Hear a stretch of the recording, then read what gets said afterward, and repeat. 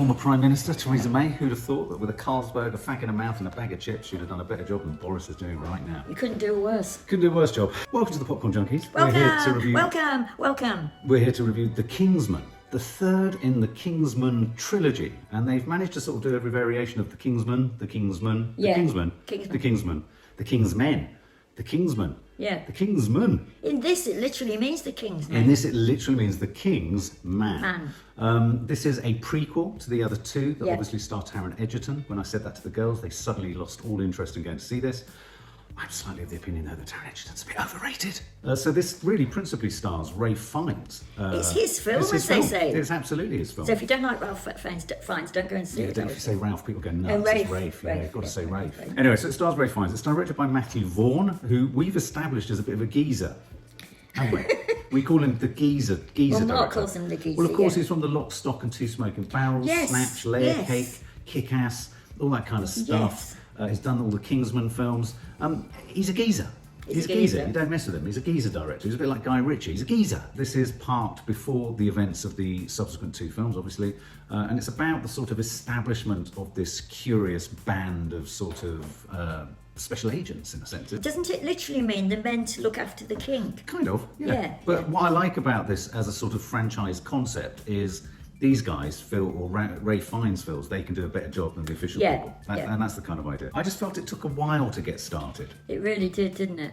I mean, I must admit, I didn't have strong hopes for it altogether. Right. Because although I thought the first two films, there were hysterical moments, hysterical standout comic moments. Yeah, the Elton John one and Kingsman 2. And sort of various sort of... Wasn't Mark Hamill in the first one or something? Maybe, but there were sort of like big pratfalls, comic visual jokes in the first one that were very funny. I didn't know what I was getting, and what I got was not what I expected, I have to say. It spends a lot of time establishing the relationship between Ralph Fiennes and his son. Yes, maybe it's too much. clearly established that we're part just before, obviously, in the Boer War to begin with, and we see, this is a spoiler review, and we see Ralph Fiennes' wife come to a sticky end. This has an impact on his son, who's merely sort of almost just more than a toddler, maybe about 8 or something like that. It then rapidly moves from the Boer War up to just before the outbreak of World War I, the assassination of Franz Ferdinand.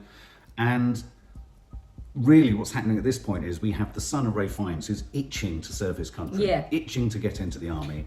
And we have Ralph pushing back against this, resisting. Because he's promised his wife he will look after him, and he knows more than anybody, especially with the First World War, by the time we get to the First World War, that people are just going to die. Yeah, and I thought, actually, on all the history, it's a curious film, this, because it stays very close to historical matters, and then when it goes off-piste, it goes ridiculously off-piste. Yeah. But let me say this, I felt, once I put away all preconceptions in my mind and thought just go with the film, whatever it was, and we start fully in the Boer War and we're there, you know, in all the action and everything, I felt it was sort of like about the first 3/4 of an hour, like a visual, it was like a history book, but a moving history book. Because we went sort of from conflict to conflict to conflict. And I thought it was quite well done, actually. I did too, actually. I mean, I thought its depiction of war, I thought its explanation of how we got to this tense standoff in Europe around World War I. We know about World War II so much, I don't want this to become a history lesson, but I thought Tom Hollander was great. Tom Hollander played the sort of 3 interrelated leaders of Russia, Prussia, Germany, and England, and how they were all interrelated, and how really it was about 3 really posh kids having a bit of a spat with each other, all their fates hinged upon family row. So I thought, you're right, I thought it was quite nifty and nimble around telling the historic truths that led to, and in a sense it was quite neat. So it said this is the historic truth, this is what's happening, and then it developed this ridiculous, and it was patently ridiculous, idea of this mad Scotsman at the head of a table with every malevolent character in European history sat round his table. Exactly, plus a team of the most malevolent goats you've ever seen in your life. Now, I have to say, a bit like in Lamb, that art house film recently, where all the sheep had their own individual characters. They were like a personality. In this film, the goats. I mean, Mark and I have said that this year, the animal acting in films has been off the...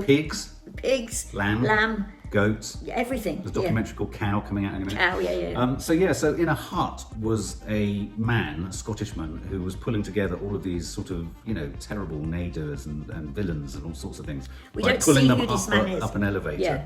This is where I suppose the whole sort of franchise does slip into, in a good way, James Bond, because he's the prime villain who wants to rule the world, basically. And we never see him. He's always in shadow with the rest of them around him until the very end of the film. So we're all guessing. Classic villain stuff. I mean, it's piss take Bond. It's piss take Bond. Once you get past the initial sort of, and as soon as Franz Ferdinand dies, the Duke dies, and World War I is triggered or not. That was quite funny, wasn't it? That was quite funny, the sort of hodgepodge. It was almost like, do you remember that film years ago saying, where's our dinosaur is missing? Do you remember that film? Yeah. Where's our dinosaur? Yeah. It was almost like a sort of ridiculous chase around the streets of, I don't know, Yeah. Serbia. But but I mean, not to give too huge a spoiler, but when he fails in his first attempt and then realises he's got to I know, it was very funny. It was like Herbert Lom when he was, goes yeah. to blow his brains out. Well, a couple of times I thought Pink Panther-ish. It is a bit, in fact, Pink Panther-ish. Panther was a good grab for a lot of this. Yeah. Suffice it to say, it goes from one ridiculous setup to another ridiculous setup. Ray finds his son, gets into the army, and we won't ruin that because it's a genuinely massive surprise what happens to that character. Yeah. But suffice it to say, it becomes an elaborate sort of double agent, double crossing, driven by the idea of getting America involved in the war to kind of save the war. And so really it becomes a sort of... To save Britain. Yeah, it's a spy action film thriller. That's what it becomes. Yeah. But I think what we want to home in on is some of its sort of more ridiculous moments. Now, Rhys Ifans. I've never liked it. I never liked the guy. Now, that to be fair, that's not been based on his acting. It's been on just finding him vaguely unpalatable, and I think that's mainly to do with, wasn't he in Notting Hill as we really discussed? He was the bloke that got up late and was unwashed and blah blah blah. And smelt, and so I've never been able to shake that image of him. But anyway, so he plays Rasputin, which I have to say, I think is already, his performance and Ray Fiennes' interaction with him has become one of my guiltiest pleasures already of the cinema. How would you describe Rhys? Well, I've always liked him in opposition to Mark, just because I saw him live once and he was brilliant. He's a very commanding presence. He's very tall, and he's got a deep voice and everything. And I mean, what can one say? I mean, in a way, everything you've ever heard about Rasputin is here, but like magnified about 100 times. Yeah. And with huge humour. I mean, Mark and I were roaring through this whole sort of set. Yeah. I watched an interview with him last night when we got back, and he said it took him a month of actual keep fitting to get ready to do even those dance and the fight dances. scenes. Because he said, okay, there was a stuntman to do the huge leaps, but he said the rest of it, it was hard work. I mean, we're talking a pirouetting, Cossack dancing, sword-wielding Rasputin who likes to lick Ray Fiennes' leg. Well, and wants to he have likes sex young boys, and wants to have sex basically. with Ray Fiennes' son. His two things are fruitcake and young boys, and however he gets them is He wants them. He wants them. So I have to say, Very it's funny. worth the price of the admission ticket. Alone, Just alone, just to see Rhys Ifans do that. It was great. When Rasputin is no longer in the film, Yes, it falls a bit. there is a moment where you sigh a little bit because you go, oh God, where's that comic value going to come from next? Yeah. The two working with him was Nanny, who seemed to know everything, Gemma Arterton. and ends up being a prime systems analysis practically, doesn't Yeah. she? She can find where things are happening. But I thought Gemma Arterton was a bit, was all right. She was playing that classic character, which was supposed to, in her sort of northern observation, she was kind of closer to the truth than anyone else. It was just a bit obvious. She was keeping the whole thing It was a together. bit She was obvious. Nanny, basically. Yeah, it She was a was bit Nanny. obvious. And so the film does sag, I think, at the point that Rasputin's gone, because Rasputin kept the film going. I think what was quite remarkable about this film is that despite that, and given that Taron Egerton wasn't in it, and given the fact that Ray Fiennes, albeit that he's a great actor, he isn't like a sort of, you don't pop his name at the top of a film and people No, you flock don't. there. You don't. I think this film did a remarkably successful job of holding it together, of him holding it together through his own comic timing and comedy. Yeah. I mean, he was an incredibly commanding and funny host, if you like, to the rest of the film. I mean, he's great in it. I mean, he deserves something for it. As you say, he held it absolutely together. His timing is pure comic genius. And I could even have had more of him, and we have a lot of him. So yeah. I mean, then he had to deal with, you had the characters of Mata Hari. You had this idea that they were going to blackmail the president of America because Mata Hari essentially gives him a blowjob, and you have all this going on. You've got Lenin is then sort of dragged in by our silhouetted Scottish lunatic on a hill. Yeah. And then you do have, and I'm going to give this away. There's possibly one of the most hysterical scenes beyond Rasputin. Is a particular scene in which Ray Fiennes is having to make his way up a sheer a sheer cliff face. This is when he's trying to find Yeah, trying to find and mastermind. get to the mastermind behind Yeah. all of this. And so we're building to the big crescendo at the end of the film. And it's no exaggeration to say that goats are critical to the end of Goats this are film. very critical, I mean, yeah. it all pivots around a broken horned goat. The broken horn is because the Scottish man. madman has sheared off one of the things in a fit of temper, Bit of didn't fury. he? Yeah, absolutely. So Ralph Fiennes looks like he's got no chance of getting to the top. It's a and then sheer cliff. sheer cliff of just ice, and it's all CGI'd, not very well, but you kind of forgive it because it's just so funny. I thought it was CGI. He's well trying to done. get up. He's trying to climb up, probably taking a bit of advice from his adventurer uncle or whoever he is. And then he looks to the right, and there's a goat which is wedged between two rock faces, like that, with his arms out and his legs out. Legs and out, Ralph not Fiennes legs kind and of legs. look, Yeah. both sets of legs out. And then basically Ralph Fiennes takes a sort of trick from that and Yeah. pulls himself up. It's absolute nonsense, I but mean, it's very funny. Very, very funny. And then the whole film sort of wraps up and you get the classic sort of end and it's set Who is up the and it's villain? teed up. Yeah, it's teed up though, I thought, for a set of sequels that won't reach the two Kingsmen we've seen, if you know what I mean. No, I don't know about that. And apparently, according to some of the stuff I've read, we missed. It had one of these very irritating and everything at the end of title sequences, which would have told us more, but we'd left by it. It is quite a long film. Apparently, yeah. Someone introduces Lenin to a young Adolf Hitler or something. Oh, okay. So, in summary, what's your assessment of this film? Was it any good? Is it worth seeing? Well, you've got to like Ralph Fiennes. Yeah, you've got to like Ralph Fiennes. I'm not getting anything from your face. Ralph Fiennes. Yeah, we've got to who? Like what? Ralph Fiennes. You've got to like Ralph Fiennes. Because it is his film. He's on screen for practically most of the time, isn't he? Yeah. And he is such a pleasure. But if you hate him, then you're going to hate the film. Yeah. But I quite like the. I mean, you did history at university. I didn't, but I quite like the rush through history. Yeah. And most of it is accurate, but a lot of it isn't. Yeah, that's why I wouldn't advise you go and watch this film as a history lesson because it plays fast and loose with the truth. No, exactly. But very interesting.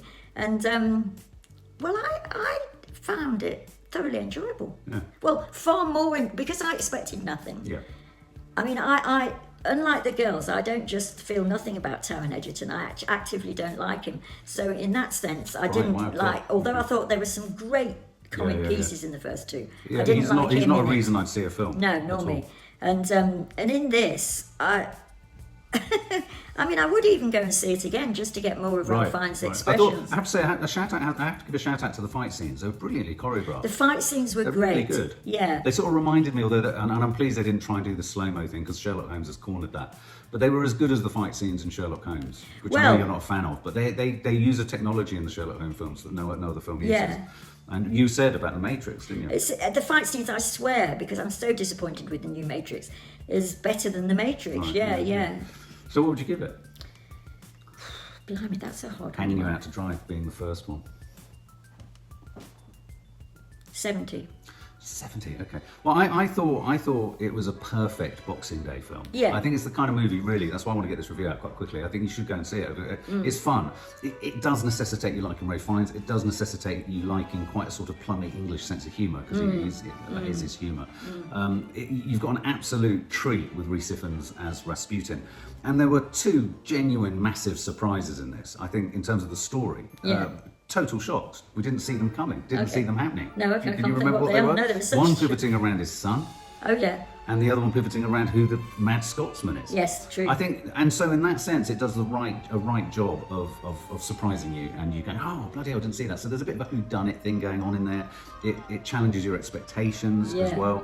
It is about 15 minutes too long, I'd say. There are many sorry, just to cut in, because you said like some of the CGI is off and some of it is, but an awful lot of it isn't. No, you're so absolutely right. in fact, you do get quite a good. Yeah.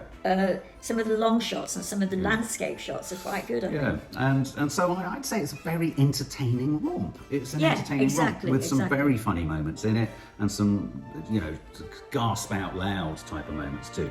So Yeah. I think I'd probably give it not too far off you. I'd probably give it 75 out of 100. Yeah, okay, that sounds fair to me. There you go. Oh, and for a geezer, I thought it's a geezer. I didn't feel a geezer was in it at all. There's no geezerism geezers. anywhere, In fact, no. the only geezer was Rasputin.